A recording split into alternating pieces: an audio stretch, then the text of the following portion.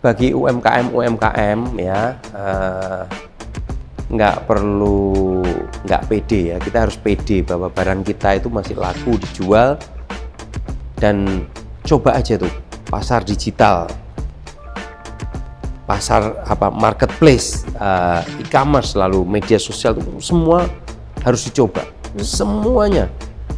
Jangan remehkan bawang goreng yang di packing dengan plastik, jangan remehkan sambal cumi, sambal bawang dan yang lain, itu semuanya sudah ada semua di marketplace dan pembelinya ada, semuanya ada. Yang mau jualan kacang mente, yang mau jualan emping, yang mau jualan apapun itu, cobalah pasarkan di marketplace atau di media sosial, karena potensi dunia digital, marketplace, dunia online itu, pasar online itu sangat amat besar sekali.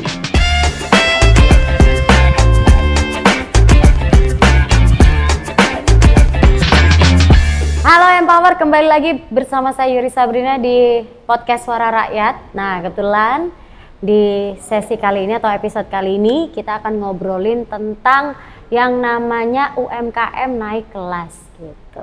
Ada yang bilang, kata siapa UMKM gak bisa tembus pasar global, go internasional? Bisa tahu. Dan hari ini kita akan ngobrol ya, gimana UMKM Jawa Timur itu bisa naik kelas, yang mulanya dari lapak kecil ke etalase dunia. Dan yang pasti kita nggak sendirian hari ini, karena ada Mas Abdullah atau biasa kita panggil Mas Abu ya. Beliau ini adalah anggota Komisi C DPRD Jatim. Halo Mas. Halo, apa kabar? Ketemu lagi. Baik, ketemu lagi ya kita ya, seneng banget. Pokoknya kalau ngobrol sama Mas Abu tuh harus kasih durasi, jangan cuman 1 jam dong, 2 jam gitu sambil ngopi-ngopi gitu. Waduh, kopinya nggak ada? Nggak ada, oke. Ngomongin soal UMKM nih ya kan, potensi pasar tradisional yang terpendam kalau kita ngomong ya. Banyak yang masih underestimate, emang UMKM bisa go internasional, bisa tembus pasar global. Ternyata faktanya itu banyak dia Mas sebenarnya ya kan. Nah, di UMKM Jatim sendiri itu sudah tersebar luas di pasar tradisional. Nah, menurut Mas Abu nih, ada nggak sih potensi tersembunyi dari pelaku UMKM di sektor ini, di sektor pasar tradisional ini sendiri? Banyak banget ya. Banyak banget ya. Banyak banget. Apa coba? Apa yo? Tahu ini nggak? Melinjo nggak? Ya. Itu juga menurut saya juga bisa dijual ke internasional, kayak kopi gitu kan. Kopi-kopi lokal tuh juga sekarang permintaannya saya rasa juga banyak ya, yang ini ya, yang bagus ya. Artinya bagus itu ya kualitasnya bagus gitu. Nah itu juga saya kira kalau itu didorong untuk go internasional, visible kayaknya. Masuk ya. Nah, bagus. Bagus banget. Bagus banget. Banyak kok, ada ada kelapa bisa, lalu juga ada bumbu-bumbu bisa, lalu ada jahe juga bisa. Ya. Pala juga bisa. Rempah-rempah ya. Rempah-rempah itu kan gara-gara rempah itu kan kita dulu dijajah. Oh betul. Banyak. Nah itu banyak sekali UMKM tradisional yang bisa kita dorong ya. Tapi tentu butuh perlakuan khusus. Perlakuan khususnya yaitu ya memang harus diedukasi dulu, harus di branding dulu supaya mereka, oh ya ini saya punya gula merah. Apa gula merah itu namanya apa ya? Brown sugar. Brown sugar. Kan layak tuh. Betul. Brown sugar atau ini dari palm sugar. Ya. Nah, itu kan juga bagus banget tuh kalau umpamanya dijual ke luar ya. Oke. Banyak pelaku pasar yang belum go digital. Nah, kalau ngomongin soal go digital ini, kira-kira ini masalahnya di mana ya Mas ya? Apakah soal akses teknologi atau soal kebijakan yang belum menyentuh ke akar rumput? Udah rumput, akarnya berarti dalam lagi berarti Mas. Menurut Mas ya tentu Abu, Kalau ini nggak ada yang salah, memang kalau UMKM nggak salah, memang kalau belum bisa go digital berarti belum ada pelatihan. Ya. Harusnya pemerintah juga segera membuat pelatihan-pelatihan yang apa namanya yang bisa membuat mereka tuh go digital.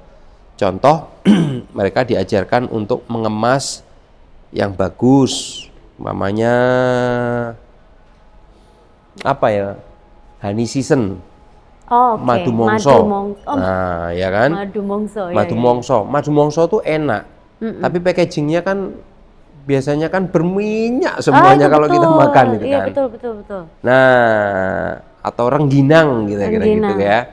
Rengginang itu kan apa? Cracker kan itu. Cracker. Rice apa ya? Nah, itu kan bisa itu.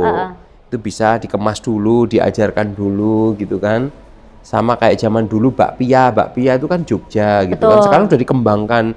Ternyata bakpia itu tidak hanya kacang hijau saja, tapi ada keju, ada coklat, ada nanas, ada macam-macam gitu dikemas demikian rupa supaya bisa dibawa ke luar negeri, bisa dipasarkan lebih lama gitu kan. Nah, tapi ini butuh kerja keras gitu ya dari pemerintah untuk mengedukasi atau memberikan pelatihan-pelatihan kepada teman-teman UMKM yang sekarang mungkin belum digital gitu ya. Oke. Berarti itu juga salah satu kendala ya, akses teknologi, karena kan kalau tadi Mas Abu bilang kan di pasar tradisional, which is kita tahu pasar tradisional itu di daerah-daerah gitu kan ya Mas ya. Itu banyak sekali yang bisa digokan ke internasional gitu ya. Tapi ya itu tadi banyak yang belum melek teknologi atau ya mungkin satu belum melek teknologi juga mungkin belum bisa mengemas, tapi kan sudah banyak nih anak-anak muda, jadi mungkin ada off takernya atau apa gitu kan bisa dilakukan itu. Iya betul juga sih.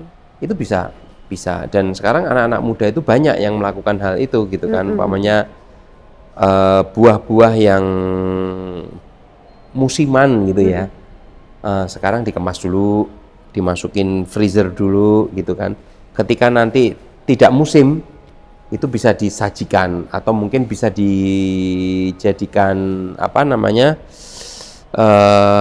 es jus gitu atau dijadikan smoothies mangga gitu kan. Sekarang atau mungkin dijadikan keripik ya. Bisa jadikan keripik itu gede loh. Oh ya? Permintaan keripik keripik nangka itu, iya. Nangka itu besar sekali permintaannya. Jackfruit. Banyak yang suka. Banyak yang suka, banyak banget. Tapi jualnya nggak di sini, jualnya harus di luar negeri. Betul. Gitu kan. Nah itu kan harus ada yang nangani. Yang nangani ya jujur aja ya, mestinya pemerintah menggandeng orang yang expert dalam bidang itu, bukan pemerintah yang ngajarin, bukan. Pemerintah yang masarin, bukan juga, karena pasar itu berkembang. Betul. Tapi itu mereka yang harus masarin itu. Mereka yang harus bikin pelatihannya itu berdasarkan orang-orang expert. Contohnya seperti kita panggil dosen gitu yang tahu tentang go digital atau something like that. Ya, berkata rekanan ya yang bisa membantu pemerintah untuk memberikan pelatihan-pelatihan itu ya Mas? Iya betul. Lalu menurut Mas Abu, apa pandangan Komisi C soal peran pasar tradisional dalam rantai ekonomi daerah? Berat nih pertanyaannya. Apa ya, saya coba mencari jawaban yang gampang. Pasar tradisional itu pasar yang sangat penting, yang dekat dengan rumah atau rumah tangga. Berarti pasar tradisional itu adalah servernya. Itu bahasanya gimana ya? Server lah itu. Tinggal dari server itu kita olah untuk dijadikan produk jadi. Umpamanya saya beli kacang dari pasar tradisional, beli gula Jawa, brown sugar dari pasar tradisional, beli cabai di pasar tradisional. Lalu saya blender di situ. Digiling di situ, saya jadiin sambal pecel. Setelah itu sambal pecelnya saya jadiin 1/2 kiloan sama 1/4 kiloan. Setelah itu saya packing. Setelah saya packing, go digital. Oke. Berarti pasar Kan tradisional. gampang toh. Tapi servernya siapa ini? Sumbernya di pasar tradisional itu. Sumbernya adalah pasar tradisional. Itu fungsinya pasar tradisional. Nggak boleh hilang. Jadi Walaupun semua belinya lewat online. Ya betul. Beli bahan-bahan mentahnya di pasar tradisional, diolah sendiri dan bisa go digital ya. Servernya adalah pasar tradisional. Penting banget. Yang harus kita jaga ekosistemnya. Iya, itu betul. Begitu pasar tradisional itu nggak ada, maka harga akan naik melambung tinggi. Betul sih itu, Mas. Karena permintaannya banyak, supply-nya nggak ada, mati kalau supply-nya nggak ada. Iya, benar. Setuju. Supply-nya nggak ada, kita nggak bisa milih beras, nggak bisa ngenyang. Nggak bisa nawar ini, nawar itu. Yang ini gimana Bu? Berasnya ini sama ini bagusnya yang mana, kan nggak bisa. Nah itu penting menurut saya. Penting berarti pasar tradisional sendiri itu juga penting maintenance-nya ya, harus di maintenance dengan baik ya. Menurut saya tetap harus diintervensi oleh pemerintah supaya jadi lebih bagus, supaya barang-barang yang masuk di situ tuh nggak barang-barang yang jelek, barang-barang yang berkualitas, higienis. Nah itu penting, penting. Kalau di supermarket ya sudah nggak cuan kalau dibeli di situ. Betul sih. Harganya kan naik. Betul. Iya kan? Packaging yang kalau umpamanya UMKM mau ambil dari situ ya mahal harganya. Mahal. Pasti diolah lagi jadi lebih mahal lagi. Lebih mahal. Akhirnya kalah bersaing. Betul. Di marketplace-nya nanti gitu. Oke. Ngomongin soal pasar tradisional, saya jadi ingat terasi di rumah habis, Mas. Waduh. Saya mau beli terasi dulu boleh ya? Empower jangan terasi kemana-mana. Wajib ya. Harus. Jangan kemana-mana, kita masih akan kembali lagi di podcast Suara Rakyat. Masih di podcast Suara Rakyat dan masih dengan saya Yuri Sabrina dan juga Mas Abu. Mas, ngomongin soal kebijakan nih Mas ya. Apa aja sih kebijakan atau program yang pernah DPRD dorong untuk membantu UMKM Jawa Timur bisa masuk ke pasar ekspor? Ini dari sisi Komisi C atau dari bebas saja? Bebas. Kalau saya coba jawab dari sisi Komisi C ya. Kalau sisi Komisi C karena hubungannya dengan keuangan dan yang lain-lain, kita mendorong itu di Provinsi Jawa Timur tuh ada yang namanya Bank UMKM. Oke. Nah, Bank UMKM itu dia punya soft loan 3%. Kalau nggak salah 25 atau 50 juta. Nah, itu kita dorong supaya mereka itu dekat dengan UMKM dan UMKM bisa langsung nyerap itu dalam waktu yang singkat gitu ya. Jadi cepet tiktokan gitu, tak. Nanti kalau mereka pengen bisnisnya pengen pinjamannya lebih besar, maka tidak dengan yang 3% ini, nanti naik lagi berapa. Nah seperti itu. Nah itu program-program Provinsi Jawa Timur seperti itu. Lalu berikutnya juga kami mendorong untuk pelatihan-pelatihan. Dulu saya dengar di Provinsi Jawa Timur beberapa tahun yang lalu itu ada program yang namanya sharing dengan UMKM. Jadi umpamanya UMKM ini dikirim ke Jerman, ya kan? Setengah kontainer dibayar oleh provinsi. Oke. Setengahnya lagi dia harus bayar sendiri. Oke. Intinya provinsi juga membebani itu untuk UMKM gitu ya, Provinsi Jawa Timur. Nah itu juga menurut saya bagus untuk melatih competitiveness, daya saing dari UMKM tersebut. Ketika mereka harus ke Cina, mereka ke Jerman, mereka ke Australia atau ke Italia atau kemana-mana untuk mengenalkan ini produk ini bagus, ini kayunya adalah kayu jati, sudah tua kayunya, dibuat sedemikian rupa, ada yang akar, ada yang sendok atau apa. Nah itu menurut saya bagus, itu program-program provinsi yang seperti itu. Nah setelah dari situ biasanya mereka bawa buyer. Jadi barangnya yang satu kontainer itu laku, lalu buyernya itu biasanya sustain, nambahin lagi. Aku mau dong pesen lagi yang ini ya, modelnya gini diambilkan di sana, ininya gini. Nah itu biasanya seperti itu. Oke. Itu banyak sekali cerita-cerita seperti itu, baik itu makanan. Kalau makanan agak sulit karena mereka punya standarisasi. Bahan baku kopi yang paling banyak permintaan itu bahan baku kopi. Kopi ini mebeler. Oh, furniture. Furniture yang apa namanya custom atau jati apa gitu dari akar-akar yang etnik-etnik kayak gitu. Mereka tuh suka ya. handicraft itu juga banyak permintaannya. Seperti baju yang saya pakai ini tenun ikat dari Kediri, ini juga sudah go ekspor juga. Wow. Banyak orang Malaysia suka bikin sarung, bikin ini, bikin taplak meja ya. itu juga, atau mungkin digantung. Gantungan Karena ini kan dinding. tenunnya kan dibikinnya kan pakai tangan tuh, gedok gitu kan. Iya. Jadi full manual. Iya. Jadi handicraft itu ya mereka udah nggak bikin itu lagi gitu ya. Iya. Dan handicraft tentu memiliki nilai tawar yang tinggi gitu. Bukan apa yo, bukan pabrikasi gitu. Jadi harus eco-print itu juga ya? Iya, dari daun-daun itu ya. Iya, Nah, betul. itu juga keren itu.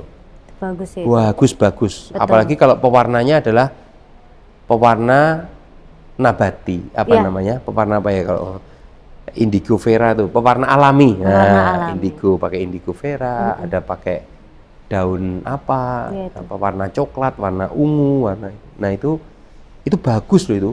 Peminatnya juga cukup banyak. Diminati juga di sana ya? Diminati. Nah, kayaknya di apa? Tapi di sini jarang dipakai kan? Di sini orang yang pakai baju tenun kan jarang. Betul. Nah, justru malah bisa go internasional ya di sana. Itu malah bagus. Jadi pede aja ya menurut saya ya, pede aja kalau kita punya produk, kalau umpamanya nggak laku di sini, maka lakunya di tempat lain. Nah, itu setuju. Nah, gitu. Iya, apalagi barang-barang kalau nggak laku di sebuah kota, umpamanya dijual di marketplace bisa aja kenceng. Betul. Contoh aja di Kediri ya, di Kediri itu kalau jual sambal pecel ya biasa aja. Karena tiap hari kita makannya pecel. Ya. Isuk yang makan pecel, siang yang makan pecel, khasnya bengi ya. tetap pecel, tumpang, tambah tumpang. Nah itu kan orang udah bosen ya. Ada sambal pecel, nggak ada beli di pasar sambal pecel. Tapi ketika itu dipasarkan melalui digital, melalui marketplace, melalui e-commerce, melalui media sosial, jangkauannya lebih luas lagi. Ya, saya dulu punya teman gini. Pertamanya dia tuh produksinya sekitar ya 150-200 kilo. Begitu masuk marketplace jadi 3 ton. Wow. 1 bulan. Termasuk ternyata orang Kalimantan ambil, orang Sumatera ambil, orang Sulawesi, orang Papua. Terus kirim, orang nggak pernah berhenti. Bener-bener nggak pernah berhenti. UMKM ya Mas itu? Iya, UMKM itu. Keren banget. 2 ton, coba bayangin aja ya. Itu kalau ditaruh di kolam renang ya iya, kolam renang 100 meter itu ya. Cemplungin situ dia udek gitu ya sudah. Jadi sambal pecel semua. Jadi sambal pecel semua, oke. Nah, itulah. Penting itu, bagus. Oke. Ngomongin soal dana atau program bantuan UMKM yang tadi sempat Mas Abu sebutkan ya. Gimana sih Mas caranya DPRD itu mengawasi agar dana atau program bantuan UMKM ini benar-benar tepat sasaran dan nggak berhenti di atas kertas gitu. Tepat sasaran dulu deh. Kalau yang tepat sasaran, ya jelas yang di grab itu siapa. Maksudnya yang ditangkap itu mau siapa. Oh ini untuk daerah pesisir pantai Pak. Oh apa? Buat apa? Untuk freezer. Atau untuk cold storage bersama-sama. Atau untuk packagingnya Pak. Mesin vakum Pak. Untuk ini begini. Nah itu biasanya tepat sasaran. Lalu juga kalau bagaimana cara supaya ini tepat sasaran dan efisien, nah itu juga harus disurvei. Jadi sebelum diberikan orangnya ada apa enggak, itu disurvei dulu. Nah kami memastikan aja supaya itu berjalan dengan baik, tidak tidak memberikan bantuan kepada orang yang tidak tepat. Contohnya bagaimana? Contohnya ini ada UMKM-nya adalah membuat keripik, ya kan? Tapi dikasih alat untuk untuk masak basah. Nah, oh iya benar juga. Ya kan nggak bisa. Iya. nggak tepat sasaran ya. Ini udah tahu UMKM makanan tapi dikasihnya mesin jahit. Nah, ini gimana ini? Ini nggak masuk. Iya. Jadi sudah jelas itu dijual bakalan. Iya. 1-2 hari udah itu barang hilang. Buat modal lagi. Biasanya seperti itu. Jadi ketika disurvei lagi, loh ya gimana Pak? Mau saya butuhnya ini Pak, oven sama peniris gorengan supaya nggak ada minyaknya. Kue kering saya Pak, gorengan saya. Dan ini malah dikasih mesin jahit Pak. Mau buat jahit hatinya siapa Pak? Gitu. Mau buat, iya betul. Jadi ya itulah dinamikanya tuh seperti itu. Ya kami memastikan aja supaya. Jadi makanya kadang-kadang dinas-dinas itu juga jengkel juga ya kali ya sama DPR ya. Tapi nggak masalah. Kita cuma pengen memastikan saja bahwa ini berjalan dengan baik dan ada dampaknya, gitu kan. Dampaknya tuh ada. Umpamanya UMKM yang dibantu, indikatornya apa? Putaran duitnya dia lebih besar Pak. Dia biasanya jualan 1 hari itu 2 kilo, ini sekarang bisa jualan 10 kilo. Let's say 3,5 kilo gitu. Umpamanya nasi goreng. Umpamanya sehari habisnya berapa? 2 kilo Pak. Goreng 2 kilo ya subuh lo. Iya. Ya. Itu sehari sekarang sudah 3,5 kilo Pak, alhamdulillah. Ada kenaikan. Sekarang saya dibelikan kompor yang lebih mantap Pak. Jadi gorengnya cuma cepat. Nah, masuk. Atau diberikan apa namanya? Modal tambahan. Dikasih modal tambahan. Kan kadang-kadang UMKM yang kecil-kecil itu nggak butuh yang besar-besar. Paling dikasih berapa? 2 juta, 3 juta itu mereka sudah bisa buat nambahin modal. Gitu. Nah, kalau ngomongin soal dana dan program bantuan yang tadi Mas Abu sebutkan ya, kira-kira Mas Abu pernah ketemu nggak sih tantangan utama apa yang Mas Abu lihat dalam proses UMKM Jawa Timur memasuki pasar internasional? Apakah dari kualitas produk, daya saing, atau mungkin standar regulasi global? Setiap UMKM, setiap penjual, setiap pedagang itu pasti membicarakan bahwa daganganku itu yang paling bagus. Nah, mereka butuh teman kurator. Dikurasi produknya. Dengan dikurasi itu produk, dia tahu kelemahan produknya. Saya kasih contoh ya. Dulu di kota Kediri itu ada banyak tenunnya itu kurang laku. Akhirnya kita carikan pendampingan, lalu dikurasi itu barangnya. Setelah dikurasi, si kurator ini menemukan tenun ikat ini bagus, tapi polanya besar-besar. Polanya itu gede-gede tadi. Nah, pola yang besar ini kalau dipakai kan ke orangnya jadi kelihatan gemuk. Ya kan? Kalau bagusnya bagus, gambarnya detail bagus. Tapi begitu polanya dikecilkan seperti ini, kalau dipakai mantesi. Nah, sehingga orang mau beli akhirnya. Dia mau coba lagi. Oh, mulanya harus lurus-lurusnya dari atas ke bawah supaya orang kalau badannya agak gemuk kayak saya gini make itu sih pantas gitu. Tapi kalau polanya nggak beraturan, ini gede, maka orang juga nggak akan. Nah, mereka butuh pendampingan tetepan. Nah, jadi sebenarnya UMKM tuh mereka butuh partner untuk didampingi supaya mereka kaya akan khasanah. Wah, aku kudu piye ya? Saya harus bagaimana nih? Oh, ternyata kalau seperti ini bagus ya. Oh, ternyata kalau ini dikasih benang emas bagus ya. Kalau dikasih ini bagus. Nah, kira-kira begitu. Sambil baca permintaan needs-nya, target pasar mereka itu apa ya? Itu yang ya. Kebanyakan dari mereka tidak bisa melakukan penetrasi pasar. Kebanyakan mesti butuh bantuan orang yang lebih pandai yang lebih gitu paham, yang paham. Oh Pak, di sana butuhnya begini gitu. Jangan sampai di Bromo tuh jual es krim lah kira-kira gitu. Nah, jualnya teh hangat, teh panas, itu laku. Di Bromo jual es teler, Mas. Tambah adem ya. Wah, adem. Tambah teler ya. Tambah teler. Oke, Empower. Kita masih ada satu segmen lagi, jangan kemana-mana, masih tetap di podcast Suara Rakyat. Kembali lagi di podcast Suara Rakyat, masih dengan saya Yuri Sabrina dan juga Mas Abu ya. Mas Abu, punya pesen nggak sih buat UMKM yang masih ragu-ragu dengan yang namanya digitalisasi? Zaman sekarang, pesan saya gini, bakso aja dijual secara digital gitu Iya, ya. bener. Kalau umpamanya kita pengen makan gitu atau apa gitu, kita buka aplikasi sekarang tuh.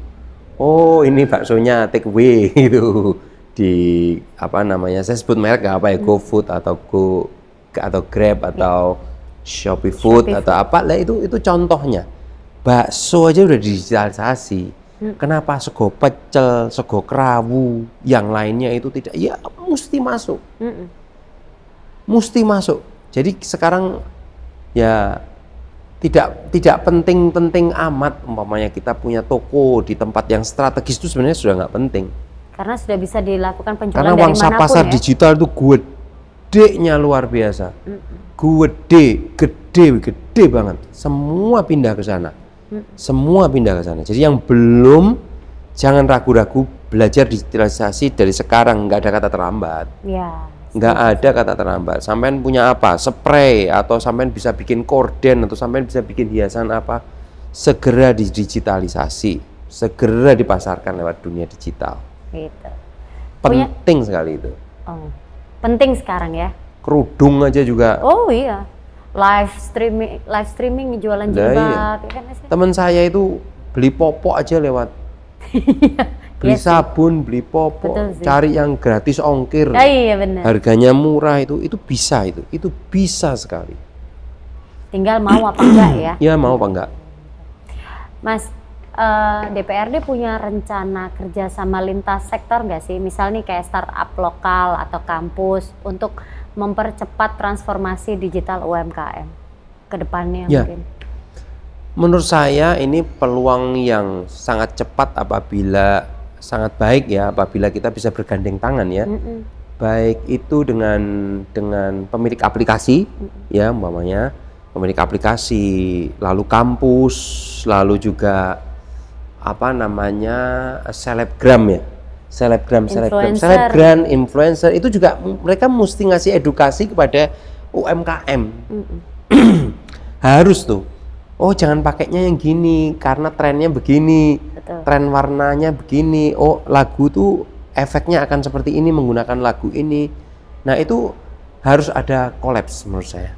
Kolaborasi. Harus ada kolaborasi ya. Yang kampus pun juga sama. Kampus itu juga mungkin bisa memberikan ilmu tentang bagaimana cara mencatat yang benar. Oke. Oh, pakai rumusnya ini aja. Ini saya kasih Excel, tinggal nanti dilakukan di spreadsheet gitu ya. Tinggal dimasukin aja laku berapa, ini berapa, nanti neracanya akan ini. Nah, itu penting banget, apalagi nanti kalau dia butuh modal, butuh apa, itu tinggal ditunjukin ke bank aja, ini neracaku, catatanku, ya? Cashku seperti ini. Ininya trennya bisa dilihat dari tahun ke tahun, dari hari ke hari, bulan-bulan, tahun, itu seperti ini. Nah, itu akan mempermudah mereka bankable. Diakui oleh bank berani mendanai. Nah, itu penting itu kalau dia mau besar ya.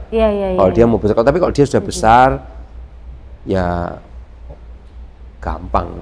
Jadi peran edukasi keuangan dan peran untuk branding digital itu penting ya, Mas ya. Tapi dan brand awareness ya. Dan brand awareness, betul. Nah, tapi kalau misalkan untuk pelaku usaha di desa-desa itu cara yang paling efisien dan efektif menurut Mas Abu itu bagaimana? Untuk edukasi keuangan dan branding digital, brand awareness apapun itu, karena kan biasanya pelaku UMKM di desa-desa itu mereka masih menggunakan cara tradisional ya, Mas ya.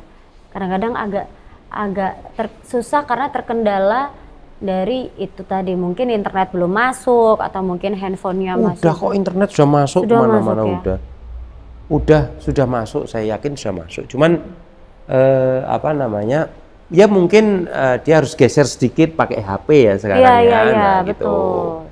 Tapi rata-rata di Jawa Timur hampir semuanya sudah mungkin nggak ada ya blank spot, mungkin sedikit sekali blank spot itu. Sedikit ya. Tapi harusnya semuanya udah bisa mengakses. Kalaupun nanti blank spot ya mungkin ya pemerintah harus itu mungkin pakai Starlink atau apa. Iya. Apa namanya? Apa tuh? Yang punya Elon itu apa namanya ya? Yang punya Elon Musk. Hah? Iya. Starlink ya? Pakai Starlink atau apa itu bisa. Itu bisa. Nanti pemerintah yang iniin. Tinggal kita bikin programnya, nanti itu bisa juga. Oke. Cuman saya rasa dengan apa namanya di era sekarang terbukanya potensi-potensi besar melalui marketplace, melalui media sosial, itu nggak ada batasan loh Mbak antara desa, kota, kota yang lebih maju, betul. kota gede dan yang lain itu nggak ada. Iya. Yang penting barangnya ada, barang itu disukain, jalan. Iya sih. Laku. Iya sih. Dan saya banyak melihat brand-brand dari daerah-daerah kecil yang penjualannya juga besar-besar itu bisa dilihat dari data-data yang ada, yang data-data yang dijual maksud saya, betul. dijual melalui aplikasi. Betul. Saya kemarin barusan check out di live streaming TikTok tuh Mas, ternyata dia pengirimannya dari luar pulau dan itu lumayan murah buat saya. Bagus tapi roknya. Jadi memang yang dari Jawa pun bisa menjangkau produk atau barang yang dijual di pulau lain ya. Itu membantu sekali sih. Saya juga punya teman di pulau itu juga kesulitannya adalah pengirimannya masih mahal dari sana. Ya mudah-mudahan nanti ke depan akan semakin gampang ya. Umpamanya ngirim minyak kayu putih dari Pulau Buru sana gitu kan. Itu kan minyaknya bagus Pulau Buru tuh. Nah, itu juga ngirim hasil laut. Hasil laut itu kan banyak tuh di Indonesia Timur tuh bagus-bagus. Nah, itu juga ya itu masih menjadi kendala. Tapi saya berharap mudah-mudahan ke depan pemerintah pusat, pemerintah provinsi, pemerintah daerah bisa kolaborasi untuk mempermudah itu semuanya. Itu ujung tombaknya UMKM ya. Pelaku UMKM. Closing statement dari Mas Abu sendiri untuk obrolan kita pada hari ini Mas, silakan. Ya, jadi bagi UMKM ya nggak pede ya, kita harus pede bahwa barang kita itu masih laku dijual, dan coba aja tuh pasar digital, pasar marketplace, e-commerce, lalu media sosial itu semua harus dicoba, semuanya. Jangan remehkan bawang goreng yang di packing dengan plastik, jangan remehkan sambal cumi, sambal bawang dan yang lain, itu semuanya sudah ada semua di marketplace dan pembelinya ada, semuanya ada. Yang mau jualan kacang mente, yang mau jualan emping, yang mau jualan apapun itu, cobalah pasarkan di marketplace atau di media sosial, karena potensi dunia digital, marketplace, dunia online itu, pasar online itu sangat amat besar sekali, sangat amat besar. Jamu juga luar biasa, herbal, jamu herbal tuh, waduh ngeri itu, besar sekali bangsa pasarnya. Umpamanya kita bisa Indonesia bisa menguasai 1% di dunia aja, waduh udah keren banget ya. Udah keren, Pol. Oke. Top. Terima kasih Mas Abu. Sama-sama. Untuk motivasi dan penyemangatnya ya, apalagi ini harus semangat, UMKM harus semangat. Ini nanti pasti akan dilihat sama para pelaku UMKM nggak cuma di Surabaya, Jawa Timur, tapi bisa jadi seluruh Indonesia. Seluruh Indonesia. Dan buat empower nih yang punya UMKM, yang punya usaha ya, jangan ragu untuk melangkah, karena satu inovasi, satu keputusan itu bisa bikin usaha kamu dilirik dunia. Benar ya Mas ya? Betul sekali. Tapi harus dari Ya harus berani melangkah. Harus berani melangkah, itu. Jangan pikir-pikir lama-lama lagi ya. Dan buat Empower, jangan lupa subscribe, like, dan share episode ini. Jadi kalau misalkan Empower, teman-teman sesama pelaku usaha punya pertanyaan langsung buat Mas Abdullah Abu Bakar atau Mas Abu ya, bisa langsung aja tulis di kolom komentar. Siapa tahu nanti akan dijawab di episode berikutnya. Insya Allah. Oke, Mas Abu sekali lagi terima kasih. Terima kasih. Sampai ketemu lagi di next episode ya, podcast Suara Rakyat. Empower, sampai ketemu lagi di episode selanjutnya dari podcast Suara Rakyat. Saya Yuri Sabrina pamit dan juga Mas Abu pamit. Wassalamualaikum warahmatullahi wabarakatuh. Waalaikumsalam.